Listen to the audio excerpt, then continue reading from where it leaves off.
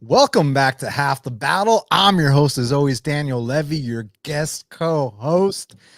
Big Marley 3, Kyle Marley, the multiple times DraftKings qualifier, longtime friend of the show. And Kyle, it's going down this Saturday night live at the T-Mobile Arena in Las Vegas, Nevada.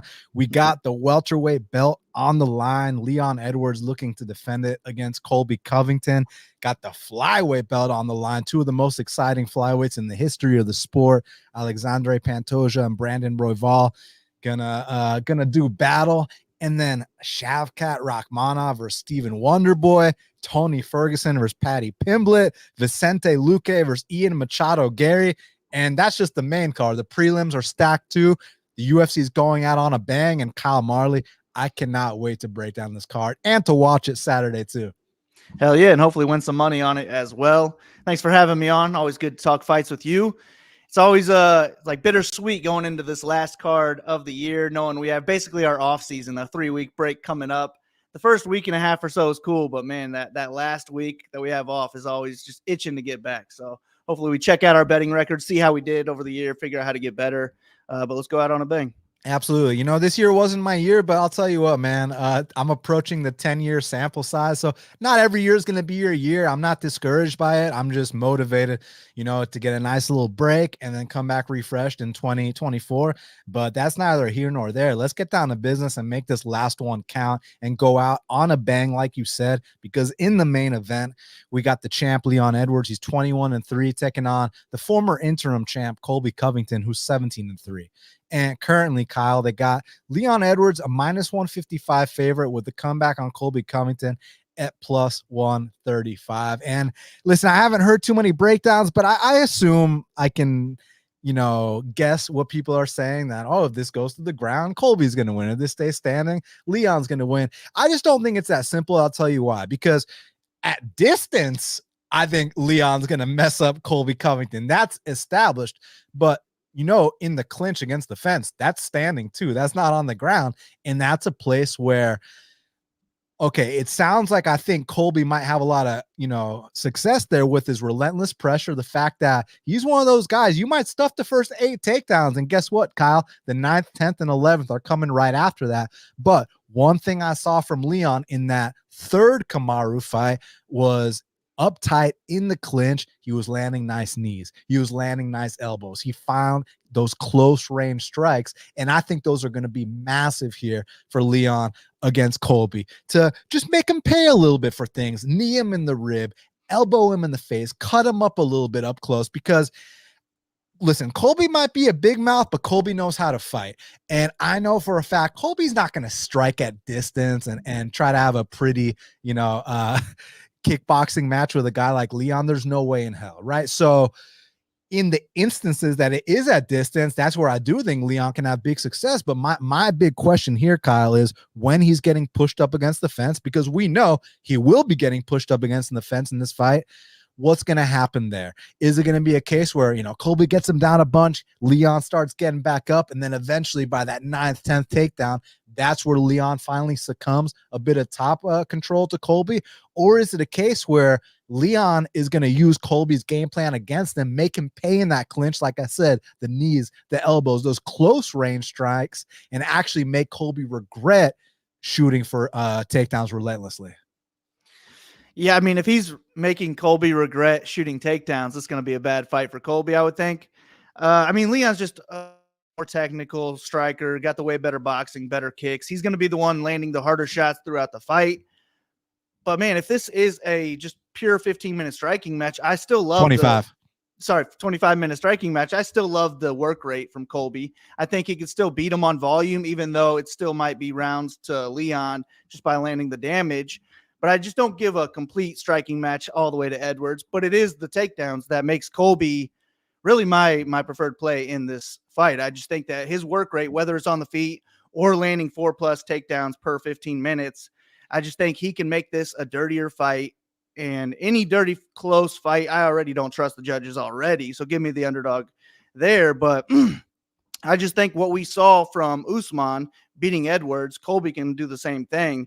And then in the last Edwards-Usman fight, how much was it Usman declining and him having bad knees. I thought that also the judges were kind of giving rounds to Edwards because he was stuffing takedowns. It was like, oh, he stuffed that takedown, points to Edwards there. And I just don't know that he's going to have as much success against Colby. And I also think Colby won't give up as easy. He's going to keep shooting. He can shoot 20 plus takedowns in this fight. And those are the kind of guys that I like to back, especially at plus money. So I'm going to be on the underdog in this one. I was on Usman against Edwards last time, and I paid both times.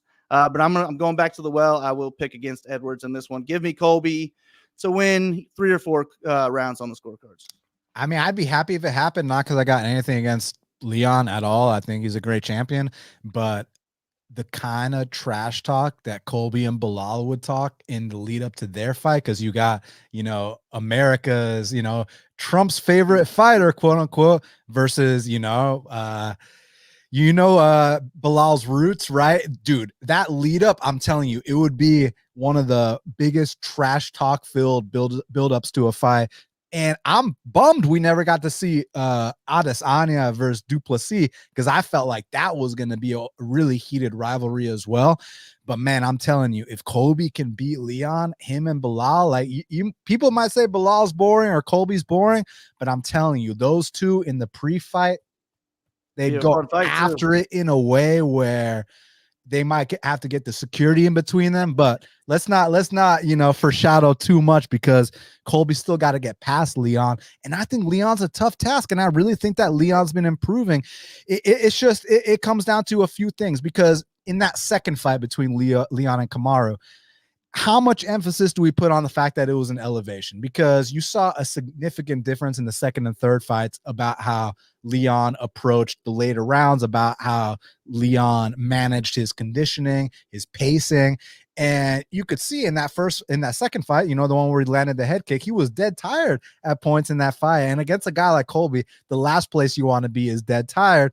At the same time, the adjustments he made in the subsequent fight, plus it not being an elevation, I feel like we can see more of that version, a bit more composed than what we saw in Salt Lake City the second time, Kyle.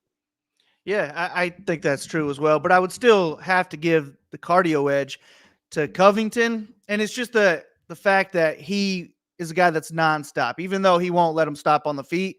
If he's failing his first 5 takedowns, like you mentioned, he's still going to be going for 6, 7. I think eventually he will get him to the ground. How much can he control him? I'm not sure, but at plus 130, plus 140, I think that it's worth the chance.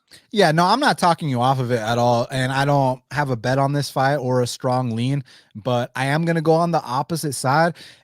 Because, like, for example, you look at that Jorge Masvidal versus Colby fight, right? And I mean, we all remember the domination that Colby put on him, but a lot of people don't mention how, I believe it was round 4, maybe, where Jorge dropped him to one knee with a nice counter shot. Now, I said Jorge dropped Colby. That's what I meant to say. Jorge was so fatigued from the insane pace that Colby was pushing on him that Jorge couldn't capitalize. What I'm wondering is a bit fresher Leon, not in his retirement fight, a guy like that, he gets Colby in that same precarious spot, hurts a guy like him. Can he put on the finishing touches and go on and get him out of there? Shit. That shot that Jorge landed on Covington, I can't believe he didn't go out as it was. I remember having money on Covington. I was like, oh, there it goes. We're winning the whole fight, and now I just lost. But, yeah, I mean, I don't know that Edwards has more one-shot power than Jorge does, so I don't even know if he can land that unless, I guess a kick definitely could. But I just think he's the much better point fighter, keep the fight at range. I don't really see him knocking Covington out. But I guess if there is a knockout in this fight, it is going to be Edwards knocking Covington out. It's not the power, because you're right. I don't view Leon as this, Ngannou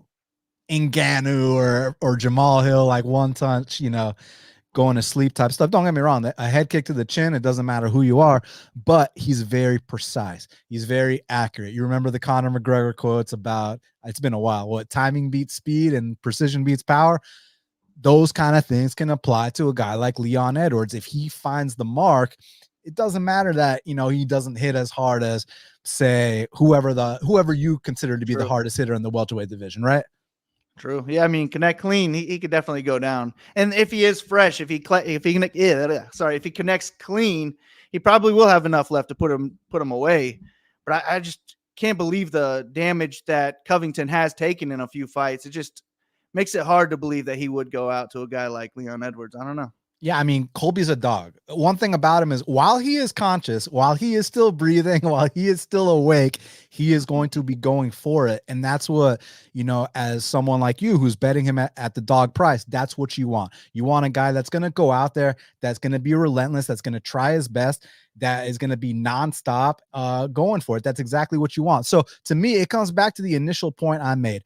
I'm very curious about what happens in the clinch. Because again, the whole narrative about, Colby on the ground, Leon standing.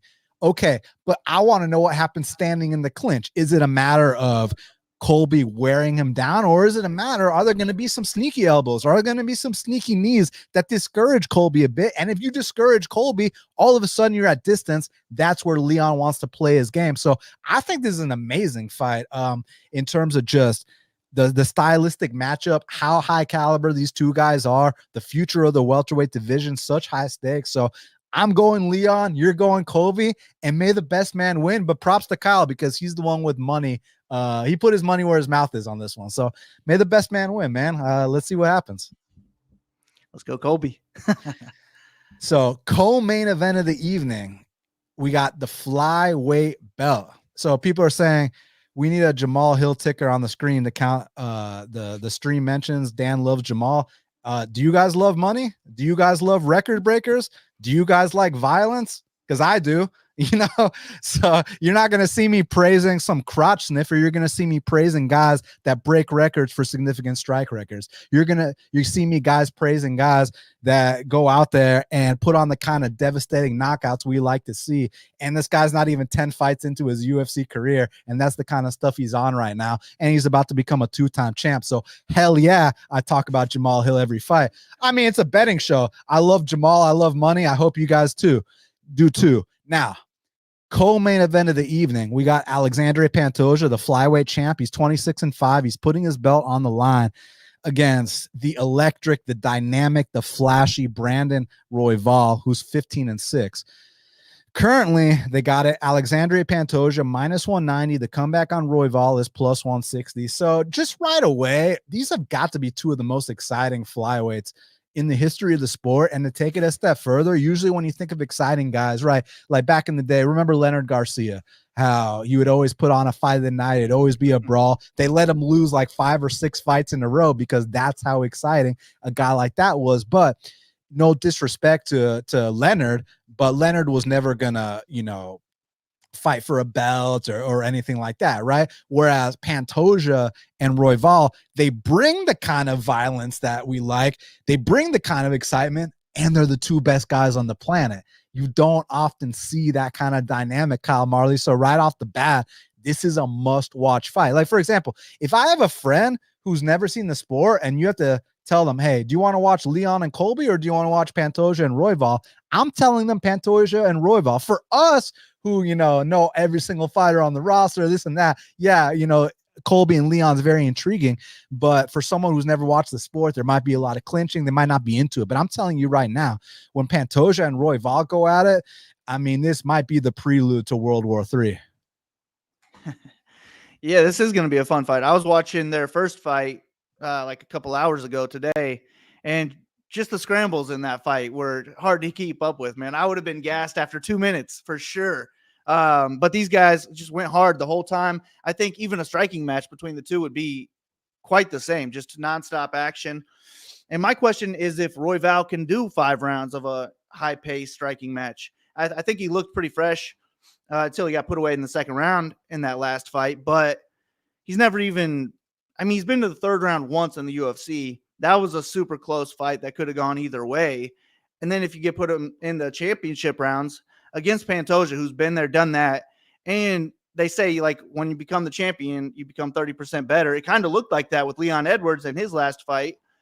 So, I mean, I already favored Pantoja, but now as the champion with 5 rounds to work with, I just think he's the better fighter everywhere. I like him to be the better striker through the course of 5 rounds. Maybe the first round or two will be a little rough because I think Royval is dangerous, and he's really good at range as well. But I give Pantoja the wrestling edge as well. I do think he's ultimately the better grappler. So it's hard for me to pick Royval in a 5-round fight when I just haven't seen that from him. So I'm going to go with Pantoja in this one. I probably puts him away at some point, but it would be fun to see 5 rounds between these two. Absolutely. And I'm on the same side as you on this one, and more so from the technical aspect. But here's my thing. Sometimes with these title fights, and I know this sounds kind of narrative and maybe a little bit out there kind of talk, but sometimes I don't like to get in the way of destiny.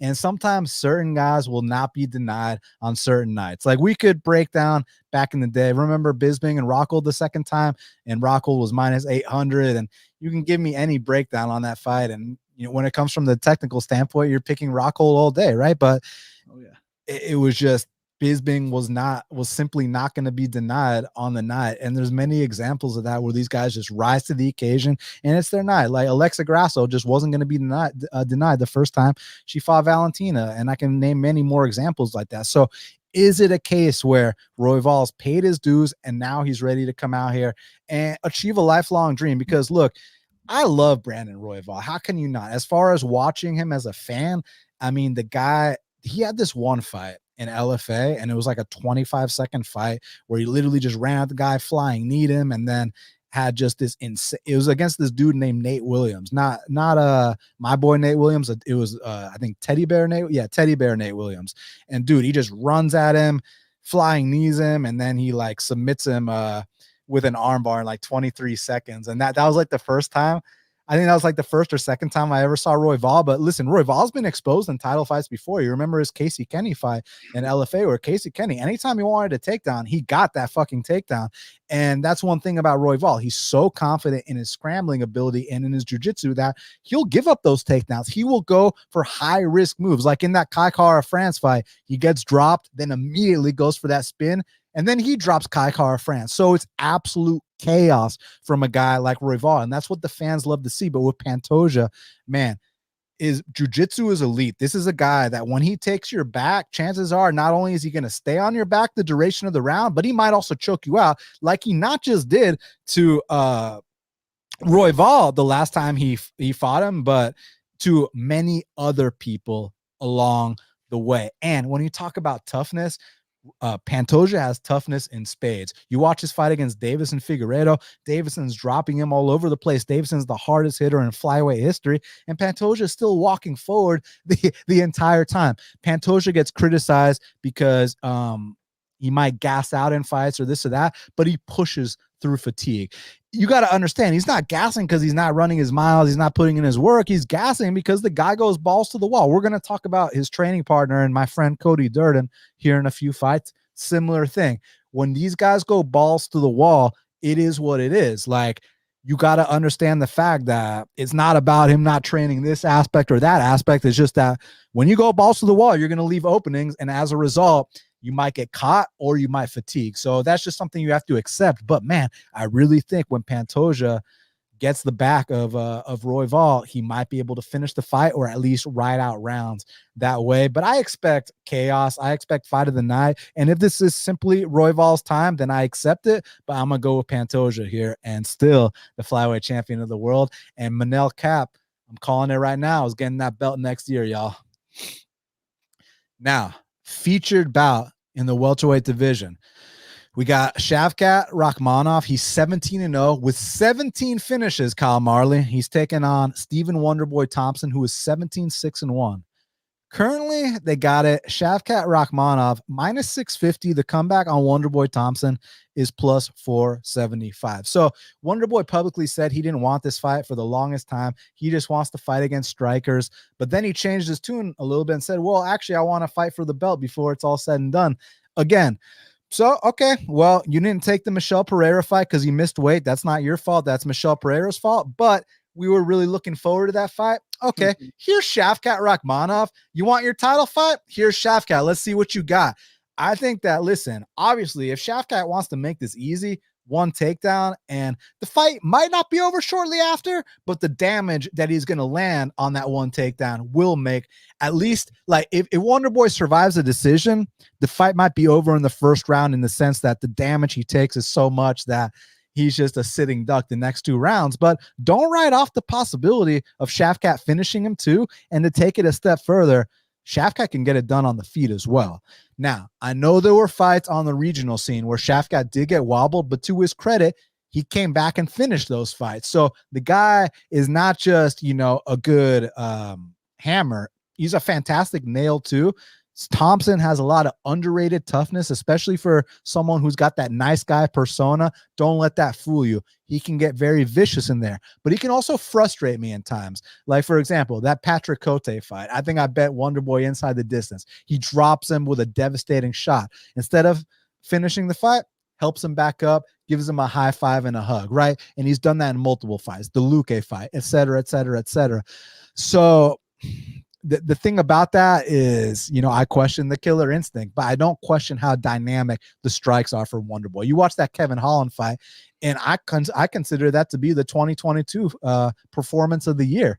I thought that was an incredible performance. Some of those kicks, I was like, God damn. But I just think that Shavkat's got the goods everywhere. If just in case it's not going his way on the feet standing, he's going to get it to the ground easily. He's not going to pull a Kevin Holland and help him back up.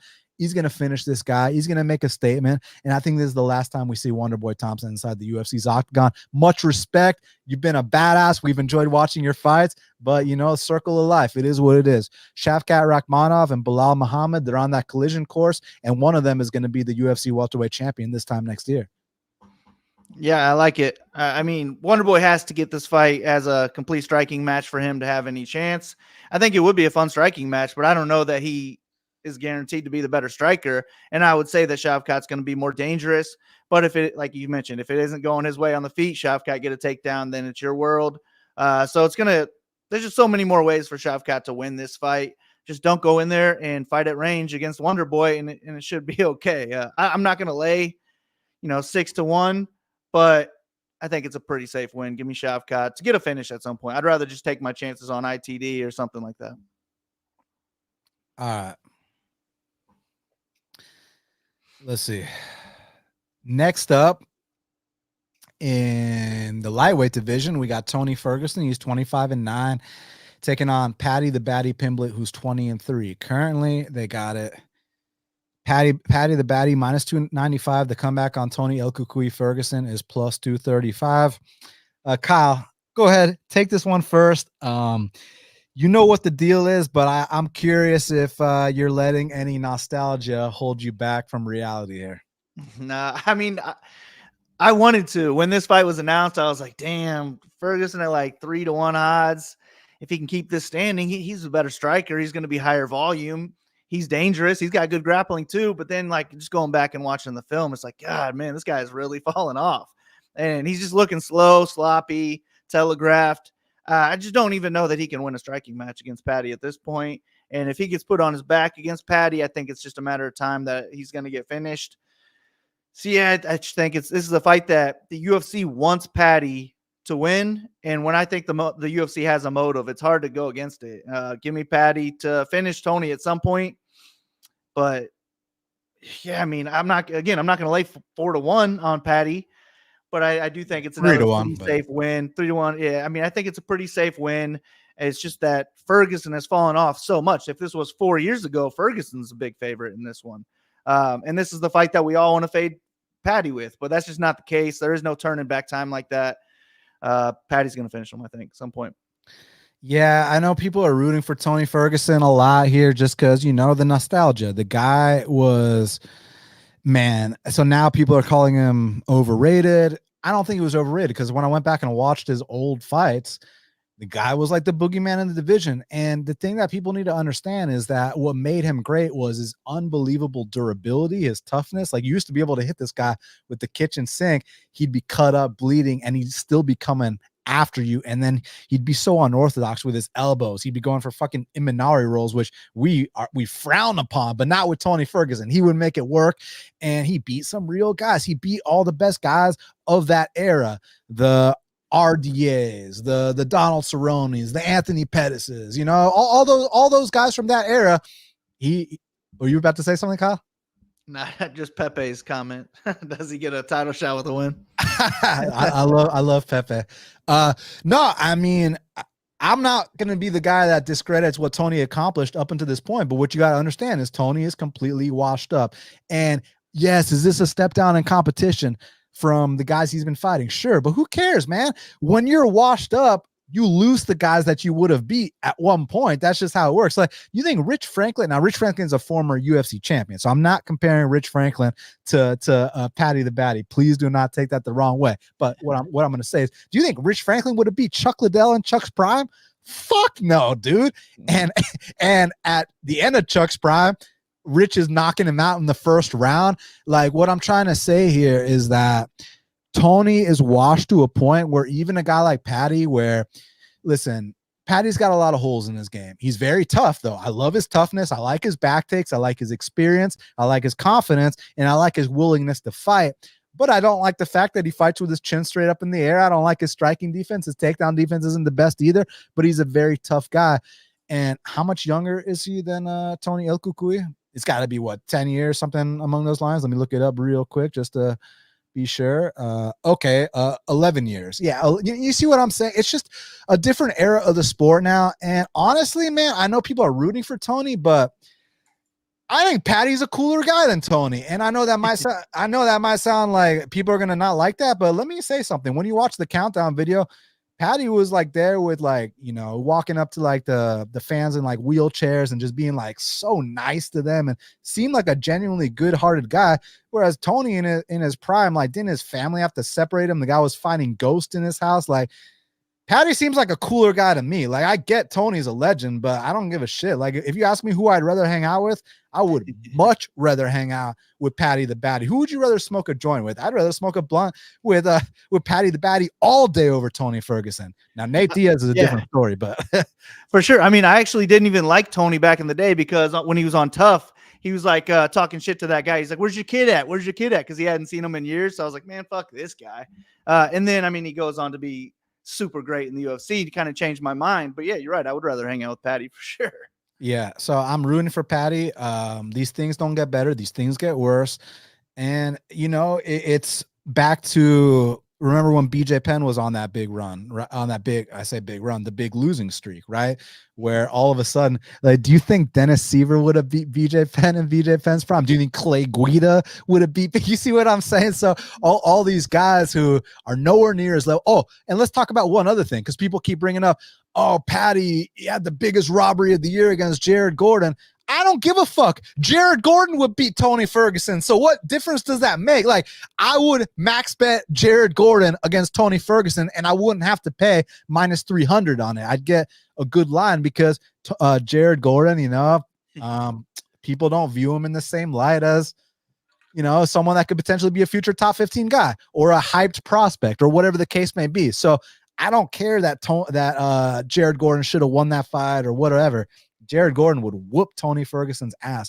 Tony's completely done. And if you watch Tony, when Bruce Buffer introduces Tony, right? And every fighter's got their own little thing they do, you know, like Diego Sanchez didn't used to do like the whole like this thing, and you're right, like every fighter does their own thing, right? So Tony's thing is he does like a little takedown shot, like a little takedown entry when he's being introduced, right? And there's a compilation that came out of that takedown entry when he's being introduced and how much slower it's gotten over the years now that his knees are so fucking gone. Like, it used to be an explosive shot, like, god damn, okay, who's this mean guy?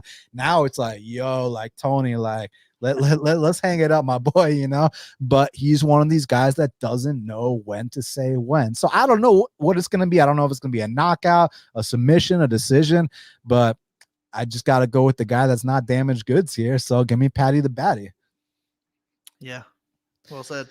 Now, next up, kicking off the main card in the welterweight division, we got Vicente Luque. He's 22-9, taking on Ian Machado Garry, who's 13-0. Currently, they got it. Ian Garry minus 380. The comeback on Vicente Luque is plus 305. All right, I want to talk about something real quick, because you remember the last fight Luque had where he was fighting RDA, but the big narrative was that he was coming off the brain bleeding, right? Like, you remember that, how Jeff Neal face planted him, and then the dude had brain bleeding. So we were thinking, oh man, he's not going to come back the same. And And then after that fight, people were telling me, oh, that was such a stupid narrative. You just went out there and won. Yeah, let's talk about what happened in that RDA fight. He did not stand up with RDA. All of a sudden, because we've been saying for years, Luque is a real black belt, but he's one of those black belts that never uses his jiu-jitsu. Don't get me wrong. He'll rock people. They shoot on a sloppy shot. He's got an amazing anaconda, amazing darts, amazing guillotine. That's not what I'm talking about. I'm talking about he would never pursue takedowns. He would never be a guy that would try to grind people out. Vicente Luque was known for that devastating left hook, his calf kicks, his nasty one-punch knockout power. But in that RDA fight, when was the last time you saw Vicente Luque attempt 11 takedowns in a fight and score 8 of them, Kyle Marley? And RDA attempted 7, scored 2 of them. So what I'm trying to say is these guys weren't standing and banging. These guys were wrestling each other. RDA was much smaller, and Luque, coming off the brain bleeding, I don't blame you. It's time to use your wrestling. But here against Ian Garry is not a 5'7" lightweight like Rafael dos Anjos. Ian Garry is a 6'3" grown-ass man, welterweight, smack dab in his prime. And here is where I'm still concerned about that brain bleeding, because this guy is going to touch your chin. RDA, y'all grappled for 5 rounds, put everyone to sleep. That's not going to happen here. But let me say something too. Garry can grapple too defensively. I like his takedown defense. I like his get-up game. I like his usage of range. But here's where I have a couple issues. You watch that Keenan Song fight, and what was the punch Keenan Song dropped him with in round 1? The left hook. Who's got one of the most devastating left hooks in the history of the welterweight division? Vicente. And Vicente is not just knocked out welterweights, Kyle. He knocked out Thiago Marreta Santos, who's a 205er, right? So I'm just saying Vicente can crack anyone. And if Ian leaves a big opening there, that could happen. And Ian, is this Orthodox versus Orthodox? I'm pretty sure it is, right? Yeah, Orthodox versus Orthodox. So the calf kicks are going to be there for Vicente Luque. Now, let me say something. I don't usually get involved in the out of the cage bullshit, because to me, that's neither here nor there. It's narrative. But I was very shocked that Ian Garry put his social medias on private. That's not something like I know that's narrative. I know he might just touch Luque, and that might not even mean a fucking thing, right? But when, like, you think Conor McGregor would ever put his shit on private? You think, I don't know, Jamal, you think any of these so confident guys who either were former champions, want to be champions again, do you think any of those, do you think LeBron James will put his fucking shit on private because he got a little bit of heat? Nah. So I do question if we're going to see a little, young stunt here, if we're going to see a prospect stunt. I just think that Vicente is on his way out. I'm still worried about the brain bleeding, and Garry is the guy that'll actually make him pay for it, whereas RDA and Luque just wanted a hug for 25 minutes. So I got Garry, but I'm not running to the window. Listen, there used to be a time when I could bet on Garry at -150 against Gabe Green. So if I bet on him at -150 against Gabe Green, why am I going to bet on him at -400 against Vicente Luque? I'm not. I'm passing, but my pick is Garry. Hopefully he's got his head on straight, because him putting his shit on private, not a good look. Yeah, I mean, the whole lead up to the fight, it's probably not positive for Ian Garry. I definitely favor him to win this fight more often than not. He's the much better striker, the more dangerous striker, the faster striker, and he can just piece up Luque at range if that's where this fight's going to take place, similar to the Luque Wonderboy fight, except probably more dangerous on the Garry side. But as you mentioned, Luque could knock him out. The leg kicks could definitely add up as well. But the whole brain bleeding thing, it kind of made him change his style. Like he landed 8 takedowns in that last fight. You'd have to go back 14 fights before he landed a takedown before that. Just one takedown. So I also kind of like when these guys think about their mental health, their brain, and then they start going out there fighting a little bit smarter. If Luque doesn't just accept a striking match here, I think that the line's a lot closer than it indicates. I don't think that Garry wins this fight 80% of the time, like some books have it as. So for me, it's going to be dog or pass. I think Luque can just make this a dirty fight, keep it close enough on the feet with his volume to where if he lands a takedown or two, then that just swings it for the judges. And then I also think he's live for submission. If he is able to get takedowns, I think Garry is in trouble on the ground. So I'm going to take Luque in this one. I don't feel good about it. It's the line that talked me into it, but I think that there's value on the underdog a little bit. Now, next up in the featherweight division, we got a matchup between Josh Emmett. He's 18-4, taking on Bryce Mitchell, who's 16-1, 16-2 if you count the Katona fight. Currently, they got it. Bryce Mitchell minus 225. The comeback on Josh Emmett is plus 185. I like Bryce Mitchell in this spot. Listen, I know it might be a little chalky at this point, but I just have to fade guys in their retirement fight. And it's not just his retirement fight. He's coming off two really bad ass whoopings. And even his fight against Cater took a lot of damage there. Like, here's the thing.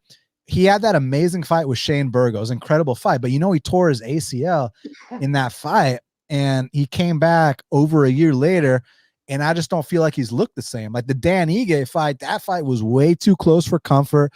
The Cater fight. Now, I'm in the minority. I actually did score that fight for Emmett, but a lot of people thought that Cater won that fight.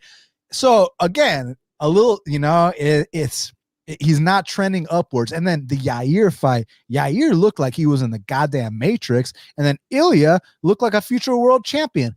So here it's a spot where you look at it on paper and you think, well, Emmett's a former, D1 wrestler. Hey, let's keep this fight standing. And at one point, Emmett did have the most knockdowns in the history of the featherweight division, Kyle Marley. So theoretically speaking, you can look at it as, look, Emmett, let's keep this fight standing and let's touch this guy's chin and see what happens after that. But, little did it come to my attention that Emmett's only got 46% takedown defense. That's a little suspect for a guy with his wrestling credentials, not to mention he's not as old as I thought. I thought he was like 40, 41. He's more like 38, 39. But still, it's his retirement fight. He's already, whether it's back in the day against Holtzman, giving up 3 takedowns, giving up a takedown against Desmond Green, giving up takedowns against Dan Ige, again, 3 against Deporia. Like, the thing about Bryce, we were talking about it with Colby. First 10 takedowns might not land, Kyle, but that 11th, 12th, and 13th will. And when this hits that second and third round, like the first round might be kind of ugly, but it hits that second and third, and Bryce is just going to keep going and going and going, putting that pedal to the metal. I know it's short notice, but I heard an interview with him with Bisping, and he said that he was literally praying for an opportunity. He said, when's my short notice opportunity going to come? He said he talked to God, and then the day later he got the call. So, hey, I'm not going to question the validity, but all I'm going to say is that this is not a guy that was coming off the couch. This is a guy who was waiting by the phone for a short notice opportunity. And I think he's going to make the most of it. I'm considering laying it here, man. I just like to bet against guys in their retirement fights. And I also like to bet on guys who have that relentless takedown approach. And that's what he's got. So I got Bryce Mitchell here. Yeah, I agree. I kind of think it's knockout or bust for Emmett because I just don't see Bryce accepting a striking match. I mean, Emmett would win a 15-minute striking match, you would think. But that's just not going to be the case, man. When Mitchell gets one takedown, I think he keeps it there or gets a submission or goes to the next round where I think he eventually gets another takedown as well. But yeah, the most dominant part of this game is going to be Mitchell on the ground. I don't think Emmett's going to have anything to offer him there. And if Emmett can't land the knockout blow, then I just think it's a matter of time before he ends up on his back. And you're right. I mean, a guy in his retirement fight, been thinking about retirement for a while too. Not somebody I like to back with my money. So give me Mitchell to mop the floor with him. Well, I like it. Now, next up in the bantamweight division, we got a matchup between Irene Aldana. She's 14-7, taking on Karol Rosa, who's 17-5. And currently they got it. Irene Aldana minus 160. The comeback on Karol Rosa is plus 160. So the definition of insanity is doing the same thing over and over and expecting different results, right? So am I going to go back to the well with Karol Rosa here in a step up in competition like I did against Sarah McMahon, against what's the name of the big Brazilian booty girl? Norma? Norma, yeah, against Norma, where like the first 2 rounds, man, like it was like, kind of close. She kind of just slightly got, outpointed. Karol did, but then Karol had a big third round in both those fights. And it's like, man, if you just got started a little bit earlier, I think you would have done well. Like, dude, I like the volume from Rosa. I think she's good everywhere. It's just, is she finally going to put it together in that step up in competition? Is third time the charm, Kyle Marley? Because, I mean, I ain't laying no minus 185 on Irene. I'll tell you that right now.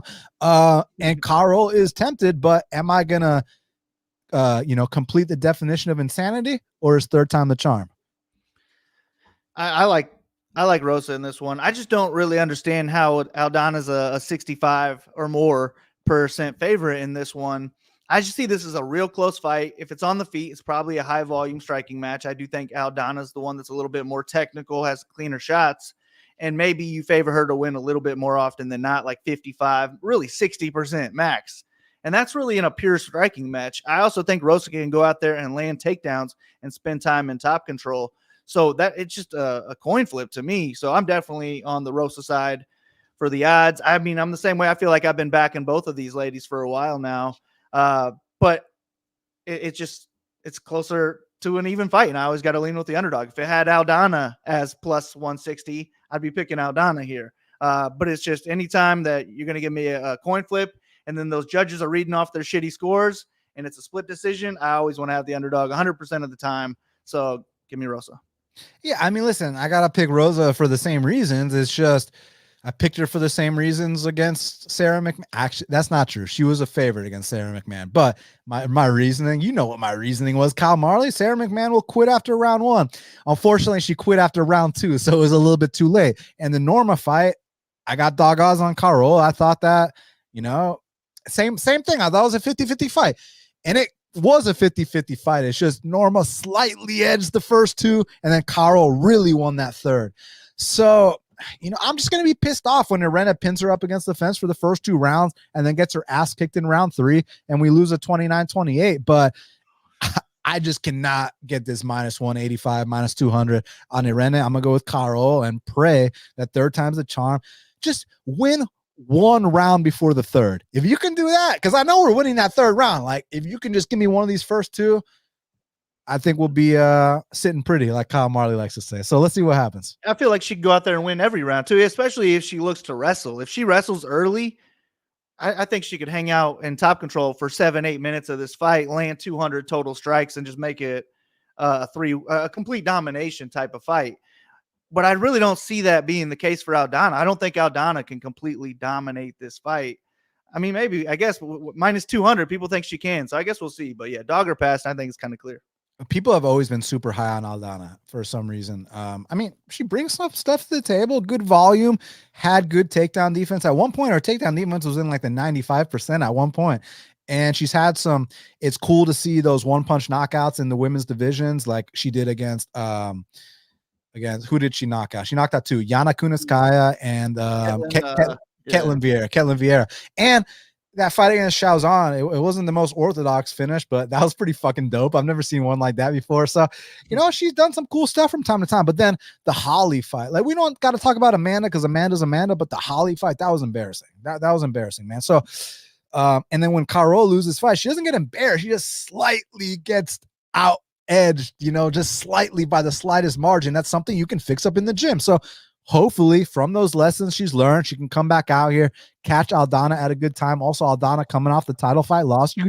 Every fighter's dream is to be a world champion. When you don't realize that dream, motivation's got to be, when you reach the top of the mountain, there's nowhere to go but down, and Karol is still climbing. So narrative, but let's go, Karol. Now, next up in the bantamweight division, we got the former champ, Cody Garbrandt, or as we like to say in Brazil, Cody Garbrandt. He's 13-5, taking on Brian Kelleher, who's 24-14. Currently, they got it. Cody Garbrandt minus 200. The comeback on Brian Kelleher is plus 165. So, I mean, dude, listen, I bet on Trevin Jones in that last one. To me, it's like you get dog odds against Cody Garbrandt, and I'm fading. And man, it was close. Like, Trevin didn't throw until round 3. It was like, oh my God, like the fight was within reach. So on paper, look, Cody, he's got the championship experience. He's beat better level of competition. He's got massively fast hands. He can wrestle. He's a D1 wrestler. He's a Golden Gloves boxer. I mean, what's there not to like offensively? It's just the guy's got no chin. His confidence is at the point where he has to play fight safe to win, right? Like, he cannot bang it out like he used to. And with Kelleher, he's just kind of like kind of a journeyman junkyard dog. But I'll tell you what, he's got experience against faded legends, right? You remember what he did to Renan Barão? You remember what he did to former UFC bantamweight champion Renan Barão when he was on his way out? Hey, can this be the second time he goes out there and beats a former champ, Kyle Marley? I think so, yeah. I mean, another one, I'm not laying minus 200 on Cody Garbrandt. I definitely think he's the more skilled boxer, probably the more credentialed wrestler as well. But it's just hard to win fights when you don't throw punches. And I think that the chin is an issue. The confidence is an issue. If he is going out there shooting for takedowns, I think the guillotine for Kelleher could be a big issue as well. So that's another one. I'm on the underdog. Maybe Garbrandt is landing the harder shots on the feet, but Kelleher's doubling them up on strikes just because Cody's too scared to throw. If Cody's getting if Kelleher's getting the takedowns, I think Cody's probably in trouble off his back too. So yeah, this is just another clear underdog. Dog or pass for me. I'm just not laying minus 200 on Garbrandt against any UFC veteran. I don't think. I just think he looks so far gone, and I feel like Kelleher's probably on his way out soon too. But his last two fights were so fast, we didn't really see his skills declining. He was just fighting better fighters, and if Kobe fought those guys, he would have got his ass whooped too. So give me Kelleher. I think he's a good underdog to back on this card, maybe. Correct me if my math is incorrect, but aren't we approaching like 8 years from when Cody Garbrandt had that amazing performance against Dominic Cruz? Dude, yeah, I bet you're right. It's been a long time. It was like 2016. Yeah, almost, actually 7 years. Next 7 years. Yeah, man. So I'm just saying, like, it's not just the TJ Dillashaw fights and all the knockout losses. It's also remember he had that back surgery, right? Remember he had to go to like Germany and get those injections, and his back was never the same, and he just had all these reoccurring injuries. The thing with that Trevin Jones fight, obviously, like you mentioned, he was very timid to throw. He did get wobbled in that fight at one point, but like when he let his takedowns go, like his takedowns were explosive. So he has to play it super safe. Kelleher's got a nice little guillotine if the takedown isn't quite properly timed. And then also there was this fight Brian Kelleher had. We mentioned the Barão fight, how we know he's got experience with former champions that are on their way out, so we know he's beat guys like that. But there was this fight he had against Hunter Azure where they had kind of like, Hunter Azure was doing his thing early, but they got into one of those 50-50 pocket exchanges where like they both wing overhand right to left hooks, kind of like Carlos Condit versus Dan Hardy. There was one of those exchanges recently. Oh yeah, my boy Choo Jared Nitrain Gooden against Wellington Turman. They both threw overhand rights and left hooks at the same time. Jared just landed first. Brian Kelleher just landed first against Azure. Carlos Condit just landed first against Dan Hardy. Could this be a case where they're standing in the pocket? Brian Kelleher lands that big left hook first, because if he does land on the chin, Cody's going to sleep again. That's just the bottom line. So to me, it's really tough to call. But then you've seen fights with Brian Kelleher where he can just be neutralized. You do take his back one time, and the fight's over shortly after. And yeah, so it's a tough one to call. But it's a dog or pass situation all day. As a pure pick, I'll pick Cody, but there's a chance I bet this fight. And if I do bet this fight, it's on Kelleher. It's just, do I trust this fucking guy who won't shave his ugly ass head? Like, bro, like, you're welcome in the bald gang, buddy. Like, and he's got the rat tail, and he's a white rapper, but he's not like Beastie Boy caliber. Okay, that's none of that shit matters. But I'm just saying, man, like, I don't know if I trust a guy like Kelleher. I think he's on his way out too. So I'm gonna pick Cody, but I might bet on Kelleher out of principle. Just out of principle, right? So let's see. Now, next up in the flyweight division, we got a matchup between Casey O'Neill. She's 9-1, representing Scotland, taking on Ariane Lipski, who's 16-8, representing Brazil. Currently, they got it. Casey O'Neill -190. The comeback on Ariane Lipski is +165. What do you think, my friend? Because, listen, Ariane Lipski, from time to time, she will impress, and then from time to time, she will do the opposite. She will lay an egg. But at her best, she's dangerous. And Casey O'Neill, I like certain things. I like her opportunistic finishing ability. I like her volume. I don't like I think athleticism wise, she's going to struggle when she gets to the topper echelon of that division. I don't think she's the fastest girl either. But she is dangerous against these kind of lower level fighters. We've seen Ariane finished on the mat multiple times, but do you think Ariane is finally putting it together? You think it's, a hit or miss situation? Like, what do you think about this fight? Yeah, I'm kind of struggling on this one. I do think that Lipski is the much better striker with more striking tools in her toolbox. I also think she's got more power on the feet, but she's less durable. She's not going to have as much volume as Casey O'Neill. And then I also think if there's takedowns, it's going to be O'Neill, and that's where Lipski would struggle the most, is just getting up off her back. So ultimately, I am siding with O'Neill. I mean, she landed, it was Roxanne Modafferi, but she landed like 230 significant strikes in that fight. I don't know if Lipski would land 230 significant strikes on a punching bag in 15 minutes. So even if she is landing the harder, cleaner shots on the feet, if she's getting doubled up, it's going to be super close. And then if Casey can land one takedown, spend a minute in top control, she probably wins the fight clearly in all three judges. I mean, you never know what those idiots are thinking, but I do got to lean with O'Neill. I think there's more ways for her to win this fight, and I think that it'll look good for the judges as well, especially if she is going out there being smart, landing takedowns.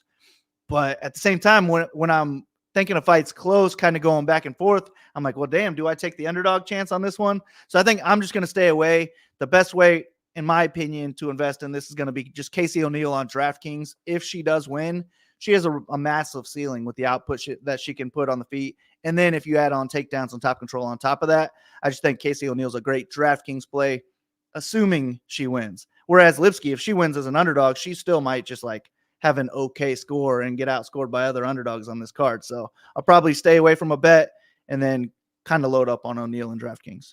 You know what might maybe be a good way to approach this? And, I haven't put my money down, so don't quote me, but maybe you could take O'Neill wins inside the distance at plus 200 because you've seen Lipski finish by, didn't she get finished by the shitty Shevchenko and by like Montana De La Rosa and like Priscilla Cachoeira and like all the, okay.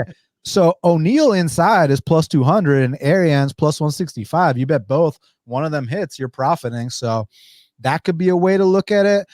I'm going to lean O'Neill because look, I do like the volume she's put out. Like the last two fights, the 230 versus Roxanne, the 140 versus Jennifer. It's just my issue with Casey, like I said, not the most athletic, not the most intimidating, not the most imposing. So her strikes, while the volume is there, and we love the volume, it's not that impactful compared to Lipski. When Lipski lands her shots, she's actually landed knockdowns in UFC fights, right? And outside the UFC as well, too. But then there's that element with Casey getting on top of her. If Lipski hasn't patched up certain things, like she could get finished again. This wasn't just like a one-time thing. Oh, I was on my period, or oh, I had a fight with my boyfriend the morning of the fight. No, this happened multiple times. So you're telling me if O'Neill gets in full mount, O'Neill takes her back, I think she's got a good chance to finish that fight. But on the feet, that's where I'm worried. So from a money line perspective, I think it's dog or pass, but I think there might be value in a Casey inside the distance prop, possibly. I'll pick Casey. Let's see what happens. Do you have any opinion on that? Plus 200 inside? Yeah, I think it would have to be on the ground. Man, I don't, plus 200 is not bad. I just have a hard time betting on these. Yeah, I know. Inside the distance. But again, if she does finish, she's going to score well on DraftKings. So it just puts me back over there where I would just rather invest in her. I think there's a lot of favorites on this card who don't really have big ceilings on DraftKings. But Casey O'Neill is one of those who you love the work rate from her. And when she adds up, 150 plus strikes with 2+ takedowns, man, that's huge on DraftKings. For sure. Y'all do me a huge favor. Follow my man Kyle Marley at Big Marley 3 on Twitter. And do you have a YouTube channel by chance or anything? Nah, Ship It Nation YouTube. That's where I'm at every Friday. All right, yeah. So check him out at Ship It Nation. And then also hit the like button for me. Subscribe if you're not subscribed. When this is over, please leave me a comment. And if you feel so inclined to share, I really appreciate that. Thank you guys. Now, next up in the light heavyweight division, we got a matchup between Alonzo Menifield. He's 14-3, taking on Dustin Jacoby, who's 19-7. Currently, they got it. Holy shit. Dustin Jacoby minus 300, man. It opened minus 155. It's minus 300 now. The comeback on Alonzo Menifield is plus 250. So, listen, whoever, steam that, hey, if you keep, if you get lines, like you beat a line by that much, by like $1.50, then hey man, you're going to be on the right side of the coin long term. You can go ahead and hedge out. But let me ask you something. Where the line currently is, how do you view this? Yeah, I mean, I'm not betting Jacoby. Man, I don't know. It's tough, actually. I haven't handicapped it yet, so I'm not sure, but I could see there being a little bit of value on Menifield in this one. I mean, he's always live for a knockout, really in any round, too. And then if there's takedowns in this fight, it's going to be Menifield as well. How much control time can he really get? I don't think it would be much. I think he has a better chance of just ground and pound, trying to put this guy away rather than control this fight for 2 or 3 rounds. But at the same time, man, if he can't get the takedowns and if he can't get the knockout, Jacoby's just going to piece him up on the feet, triple him up on volume. And he'll probably put him away in the 2nd or 3rd round as well if he is able to, volume him up. But damn, man, 3-1. I'm not laying that. I don't know. What do you think about this? I think the line makes it interesting, but at the same time, if you're telling me these are the 2 fighters, who's going to win? I'm taking Jacoby. Yeah. I'm not sure how much I agree with you in terms of the takedown upside. Like, don't get me wrong. Like, one's a like K1, a glory striker. So by default, you'd think the other guy is more likely to land takedowns. But like, you look at Alonzo's last few fights, and he's gotten taken down 7 times in his last 2 fights, like 7-0 ratio. Now, granted, Jimmy Crute is a grappler and stuff like that.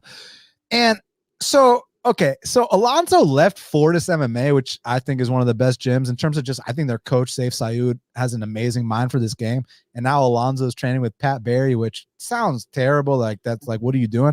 But the result of his last 2 fights, he was looking brutal. But at the same time, we know Jimmy was never the same after what Jamal did to him. So how do you view it? Do you view it as Alonzo is making these leaps training with Pat Barry, or do you view it as he had damaged goods and he kind of just took out the trash a little bit and we shouldn't put too much stock into that?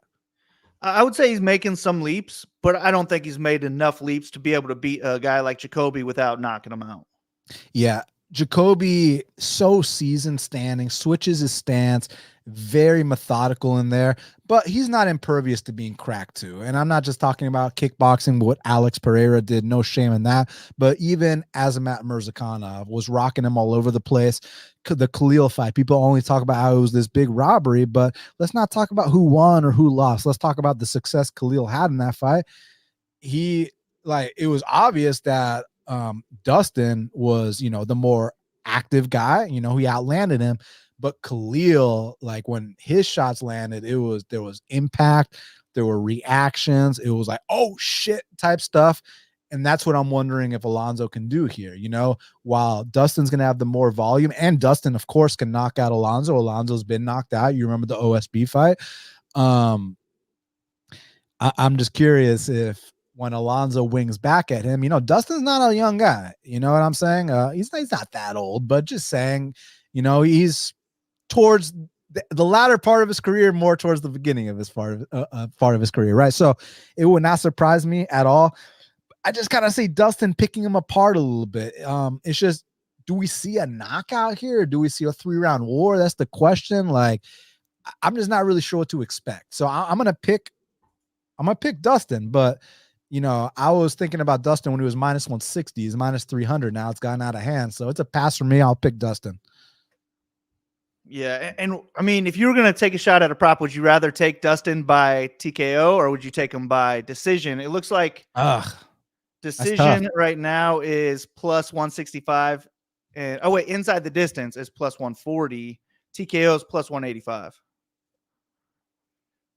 But from time to time, man, Dustin will find chins too. Like, he's not just a point striker. Like that fight he had with Dawoon Jung, like, man, that was a fucking awesome knockout. That was a nice 1-punch knockout he had in there against Kennedy and Zechuku. You saw that as well. So like, he's not just a point fighter, but he's pointing up real guys like Mikhail Oleksiejczuk, real guy. Maxime Grishin, he might be hit or miss, but Maxine's a big boy. Maxine's a former heavyweight. Maxime's a guy who beat Volkov back in the day. So just saying, like, Dustin's got it done against real guys by all kinds of methods. And with Alonzo, I know he's got that prototypical, he's just jacked, so you think he's knockout or bust. But I'll tell you what, his takedown defense, I think, has been pretty impressive.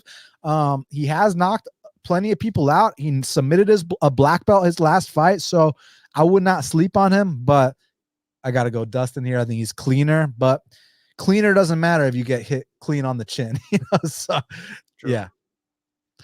Now, next up in the flyweight division, we got a matchup between Tagir Ulanbekov. He's 14-2, taking on Cody Durden, who's 16-4-1.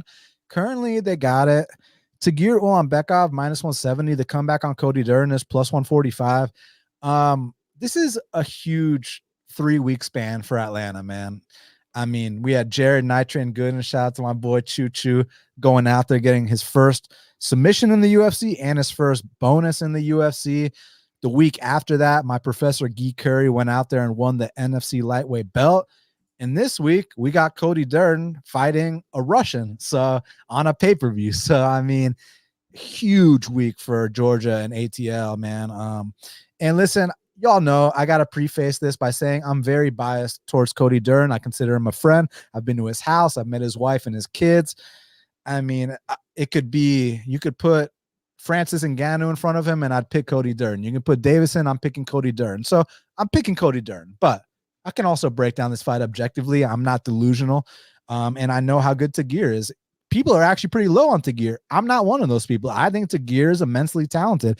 And one thing I really like about him is how relentless he is. You watch that fight he had against Bruno Silva, and Bruno's getting off on these nasty calf kicks, the kind of calf kicks where, I mean, he landed so many of them that if Tagir starts flopping to his back or starts, remember that Michael Chandler versus Brent Primus fight, or the first round of Henry Cejudo versus Mighty Mouse in their second fight, where they got kicked to the calf and their peroneal nerves went out and they're rolling all over their ankles. Like, dude, if that kind of shit happened to Tagir, I would have not held it against him. And the fact that he was able to dig deep in those spots and keep pushing forward. And then that Alan Nascimento fight, Alan had him in a deep ass guillotine, and Tagir survived. Tagir's got hard. That first round against Tim Elliott drops him, and Tagir, in my opinion, comes back and wins the next 2 rounds. So I respect the hell out of Tagir. And that fight against Maness, he had that nice long man choke waiting for Maness. So yeah, I got nothing but good things to say about Tagir.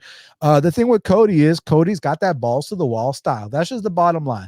With the balls to the wall style, he's going to put up the kind of takedown numbers you want. Don't sleep on his striking either. I'm pretty sure he's outstruck every single guy he's fought in the UFC, besides maybe like Chris Gutierrez, which he took on like 5-day notice up a weight class and still went to a draw. But do not like Cody went to Fortis MMA because I think he was helping out like Miles Johns and Matt Schnell back when they were training at Fortis. And Saif Sayoud, the coach of Fortis, he said, Durden, why don't you ever strike? Your striking's better than your wrestling.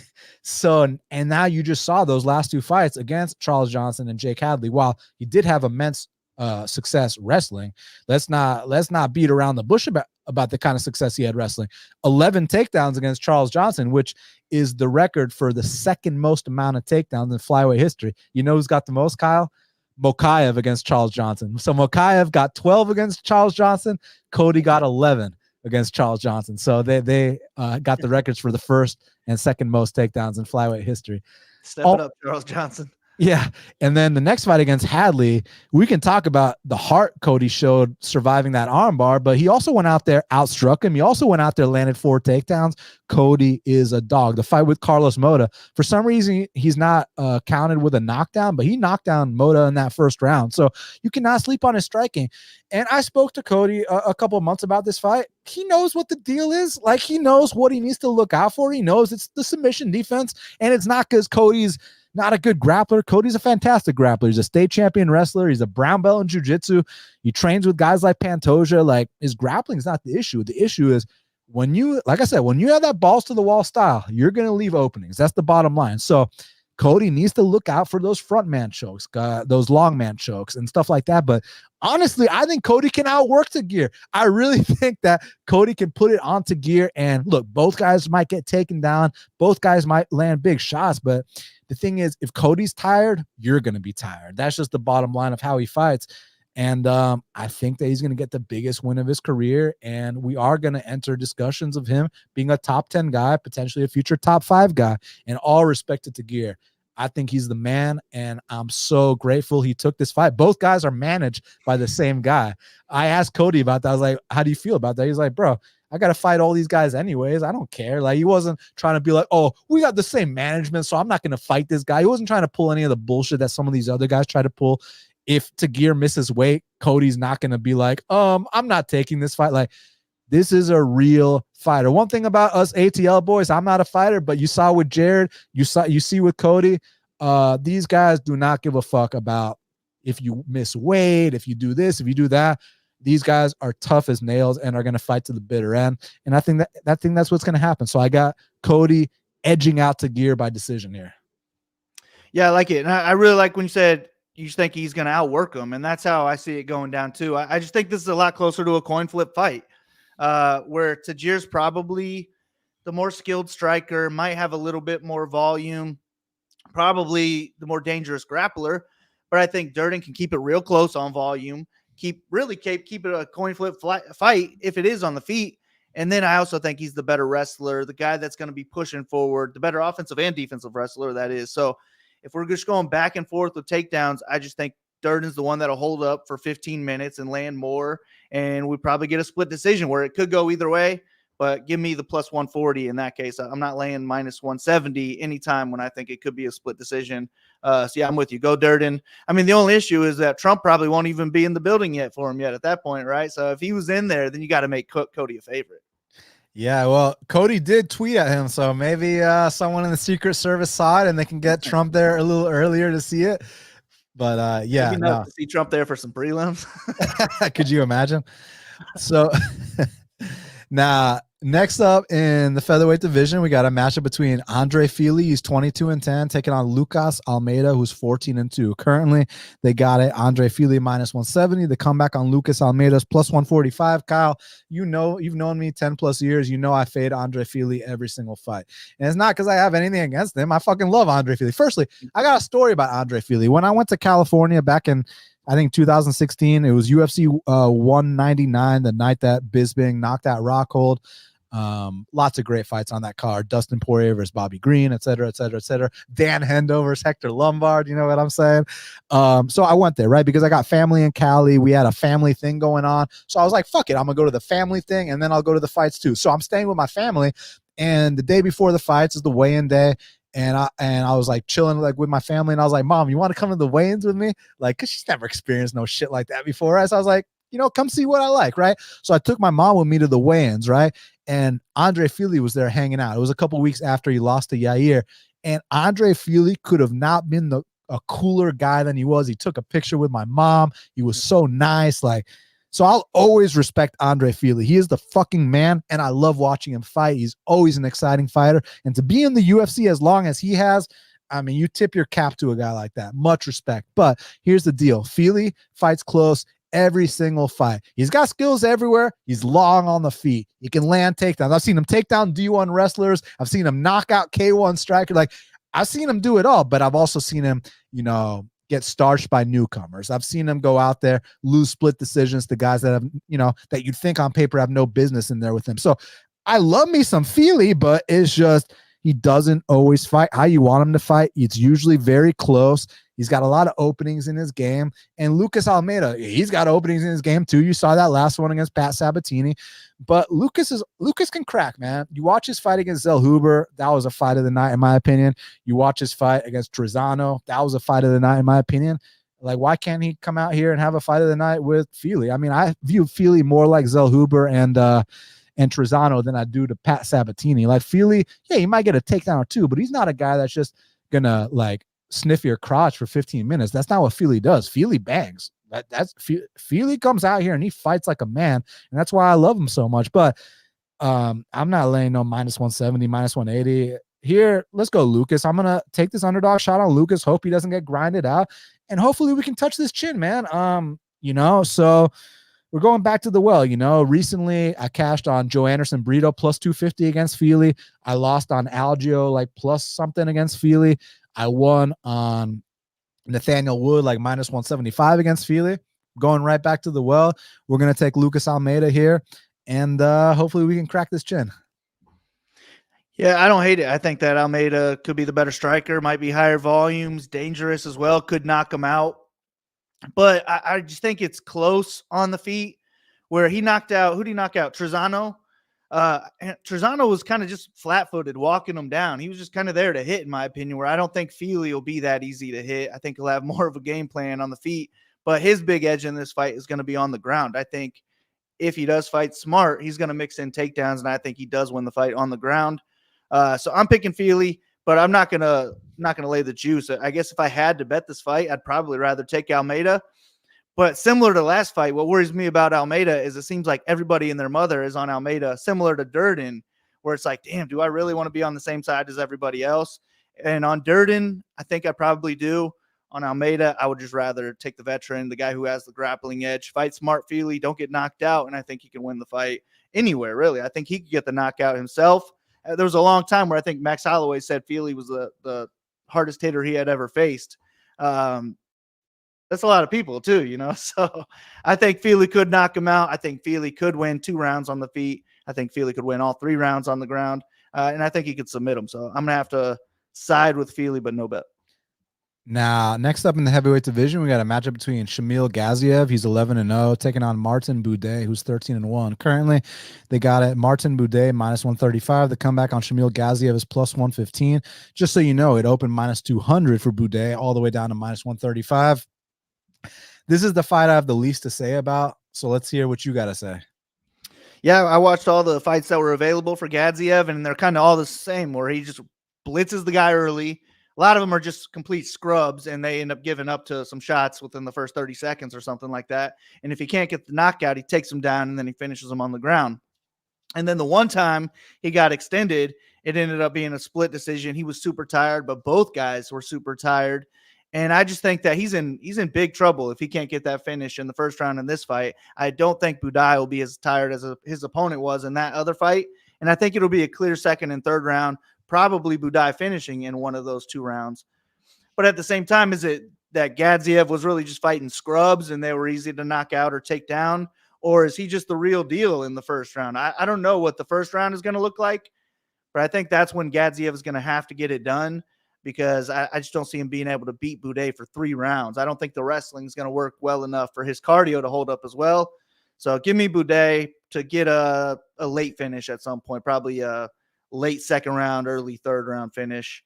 But that first round is going to be close. So maybe it's another live bet spot where you just kind of hope Boudet is losing the first couple minutes, and then you can hit him at plus money.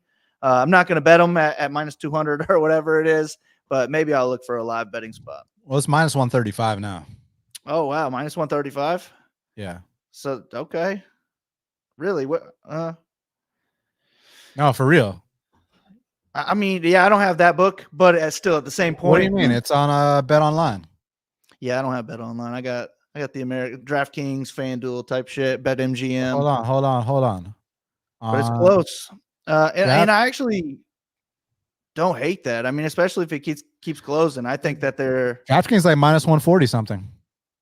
Yeah, -142. For me, it's favorite or pass, I think. What do you think? It's tough. It's really tough. Gaziev, I like to call him Gassiev because, you know, like you said, fights get extended, not the best in terms of, again, it's not that, you know, this guy, you know, isn't putting in the work. It's just he's big, he's overweight, and he uses a lot of energy with his style. That's just the bottom line. With Boudet, who was it on Twitter that said Boudet equals Boutte? I thought that was the funniest fucking thing. I still don't remember who said it, but if you're watching, leave me in the comments who said that. That shit was hilarious. Boudet's got this interesting style where he pins you up against the fence. It might not be the most exciting to watch, but he's very effective with it. He's good at, you know, kind of wearing guys down in that clinch, knees, elbows, occasional takedown. I love that finish he had his last fight. Hopefully he's starting to feel a bit more comfortable.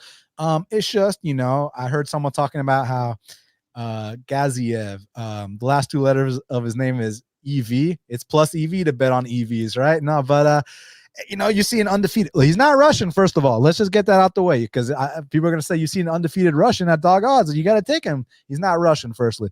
But I don't know. I really don't know. This is the fight I don't know. I'm going to lean Boudet. But yeah, I don't know. Just maybe more clinch time, survive an early storm. Not that he's Mr. Cardio Machine either. Not that he's the CEO of EPO or any shit like that, right? So yeah, this is the one I just really don't know. I'll pick Boudet, but I don't know. Now, next up, kicking off the card. This is the first fight of the card, Kyle Marley. And y'all, everyone do me a favor. Before we talk about Randy Brown and Salikov, hit that like button, hit that subscribe button, leave me a comment, follow my guy Kyle Marley at Big Marley 3. Now let's talk about this. In the welterweight division, we got Randy Rude Boy Brown. He's 17-5, taking on Muslim Salikov, who's 19-4. Currently, they got it Randy Brown minus 260. Kyle Marley. The comeback on Muslim Salikov is plus 220. I know for a fact a year or two ago, I'm taking that shot on Muslim Salikov. Does he still have the goods to make this happen? Man, I don't know. I kind of see this as a lot like the Dustin Jacoby Menifield fight, where Salikov probably has to land a big shot and knock him out in order to win. Maybe he can get a couple takedowns along the way too. I just don't think that he's going to be able to do enough with them.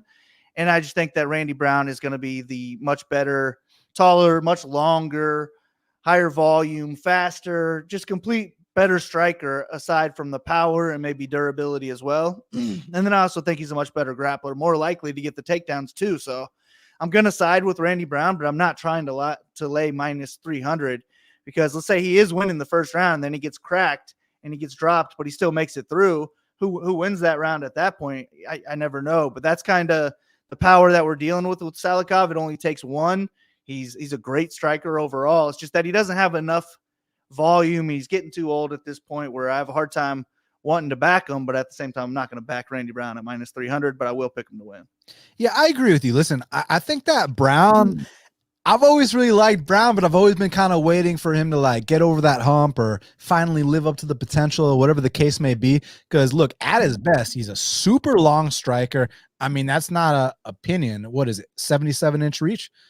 I'm pretty damn sure. 78-inch reach. Excuse me. He's got an 8-inch reach advantage in this spot, a 4-inch height advantage in this spot, 6 years younger. So it seems on paper that everything should go his way here. It's just sometimes Randy doesn't fight how you want him to fight. I love watching him fight because he does do a lot of showboating and stuff like that, which as a fan, I enjoy watching, but as a betting man, if I got money on Randy and he's putting his hands down, he's telling you to touch his chin, he's doing, he's feeling himself a bit. When I'm betting on someone, I hate that shit. I'm like, Randy, focus, Randy, get serious, because he can make this fight look easy, just like he could have made a lot of these fights look easy. Like the Wellington-Termon fight was way closer than it needed to be, man. So with Randy, I understand he's still learning on the job. That's what he says. But how, dude, you've been learning on the job since when? You've been in the UFC since 2016 now, my guy. It's time to finally like put up or shut up type thing. I mean, he could just stick around the top 20, top 25 for the rest of his career. But at one point, I had aspirations for this guy to be a top 15, top 10 guy. Like, I really think he's very talented. The physical attributes, he's good everywhere. It's just, here's the thing with Salikov. Low output, like you said, nasty spin kicks, big counters with his hands. His wrestling defense has gotten better over the years. But you can push a pace on a guy like Salikov. That's what Dalby did. Dalby lately, I don't know.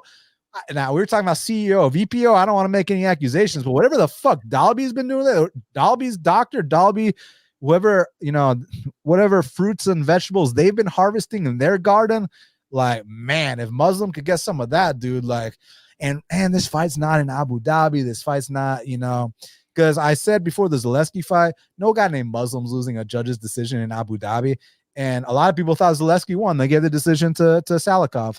Here, we're in the USA, man. So Salikov's got to hurt Randy Brown. And Randy Brown's been hurt many times. I'm not just talking about Jack Della. You remember Nico Price, hashtag hammer fist from bottom? You remember there's been some other times too. I know there's been other times, right? Vicente Luque. Yeah. I mean, that hammer fist from bottom is the worry, man. Every time I think about that, I'm like, Salikov could definitely knock this guy out. I know. That's what I'm worried about, man, because it's like, okay, Randy's got the youth. Randy is, they're kind of going in different, trajectories of their careers and stuff. But Muslim power's the last thing to go. Muslim can still crack, and Randy does not have the best chin in the world. So I don't know. Do you think it might be a dog or pass, or is Muslim at that point where we just cannot trust him anymore? Yeah, if I had to bet the fight, I guess I'd rather take the underdog at this point. Because I just feel like I'd probably line Brown closer to like minus 200, maybe a little bit above that. But yeah, I'm not laying close to 75% line on a guy like Randy Brown. I just think it's a little bit closer than that, but at the same time, I have to give him the edge. But man, I feel like the fights that have been killing me the most lately are the first fight of the night. So I could definitely see Salikov knocking him out in the first round and me just not having enough of him on DraftKings, my night being over right away. And then it'll just fall back on the bets. So we'll see. I mean, I'll lay 75% implied against Mickey Gall or something, but yeah. But Salikov can legitimately hurt this guy. So that's what I'm worried about. So it's a pass for me. I'll pick Randy. I think it's a pass. Like, I don't know. Part of me is like, should I take a 1-unit shot on Muslim, or am I just throwing a unit away? So I don't know. Y'all let me know in the comments what y'all think about this one. I'm going to pick Randy officially, but yeah, I'm very interested. Great first fight of the night to get things kicked off. Now, before we get out of here, we got to talk about the fight to watch and the fighter to watch. So I'm going to go first so you get a chance. So the fight to watch. Obviously, we know about the co-main event. We know about Shavkat. We know about Paddy. We know about Vicente and Ian. So let's put some light on a different fight. And I want to put some light on Bryce Mitchell versus Josh Emmett. This is Josh Emmett's retirement fight. Josh Emmett is a guy who at one point had the most knockdowns in featherweight history. Bryce Mitchell, by the time his career is done, he might have the most takedowns landed or takedowns attempted in featherweight history. So these are two record breakers. These are two guys that get after it, but they're at different points in their careers. This is a crossroads fight, and I cannot wait to see it. So for that reason, Mitchell versus Emmett is my fight to watch. Kyle Marley, what's your fight to watch? I got to go with one of the title fights. I feel like Pantoja versus Royval, if both title fights went all 25 minutes, that's just going to be our fight of the night right there. Pantoja versus Royval. That could be the highest paced fight of the whole night. And it could take the year. Yeah, the whole year. Yeah.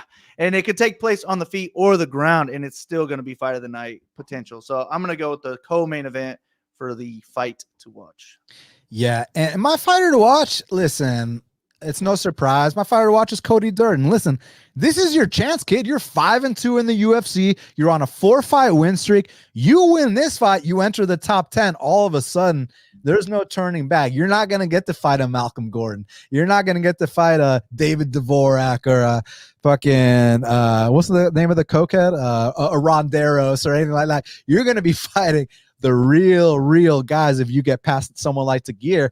And I think he's got the goods to do it, but I'm under no, I'm not delusional. I know how good Tagir is. I know how tough of a fight this is going to be. And I know what kind of stakes are at hand here. So for that reason, man, Cody Durden is my fighter to watch.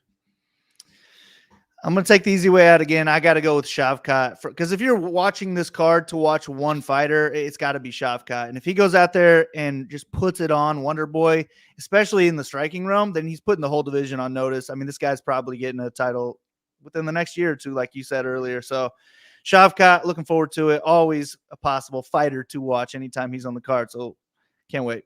Yes, sir. Well, Kyle Marley, we did it. It's going down this Saturday at the T-Mobile Arena in Las Vegas, Nevada. 2 title fights, a stacked card.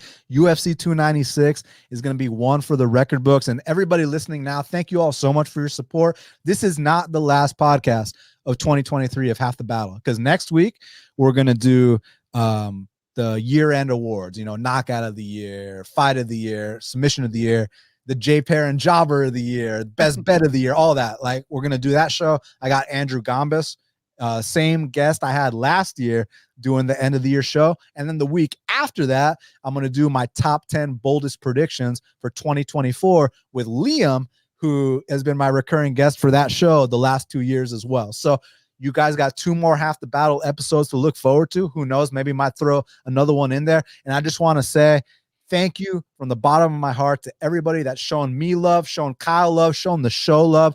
thank you. It really means a lot. And, you know, I know 2023 wasn't my best year betting wise, but honestly, man, I don't feel like it was a bad year. Like, just sometimes in gambling, things don't go your way. Next year, I'm really looking forward to the fact that we get 3 weeks off, get to refresh a little bit, not feel so burnt out, and come back out there with a positive attitude and do really good in the coming year.